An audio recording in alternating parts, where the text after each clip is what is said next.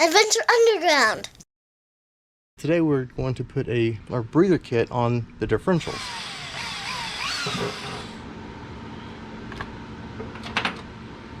I'll leave it a little bit loose till it's done.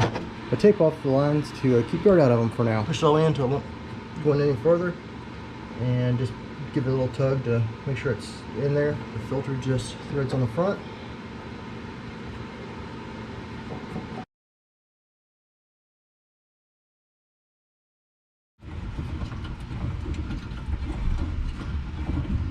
I ran the poly tubing all the way to the back.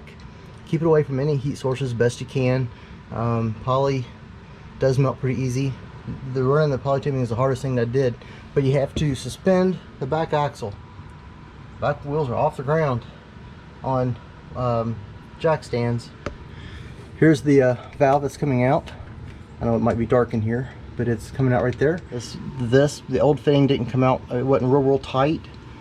I kind of wire brushed around it, took air hose, blew off any of the dirt around it first, took it out, was real careful putting this in, keep it good and clean. Toyota seems to have frame rust, and it looks like I'm getting a bit of it. This is a shark type fitting, so when you put this poly tube in, there's little teeth in there that grips it and holds it in place. So it goes in and it doesn't pull back out.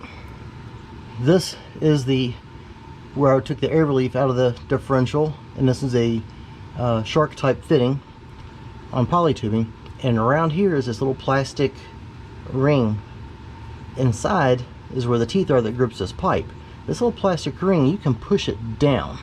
If once you push it down, it releases the pipe, the poly tubing. Push it back in, snaps right back in place. I'm gonna do the front breather relocation kit. The factory skid plate is just real thin steel. It's not nothing real stout, you know, it's gonna really save you from anything.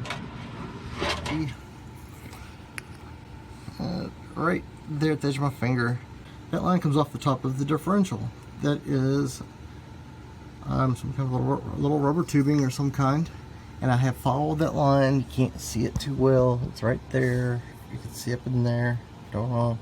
I have followed it all the way up into the engine bay, right behind where the battery's at. It comes out to right here. So the vehicle has a factory front breather located up in the engine bay. But for today, I'm putting the factory skid plate back on and calling it done.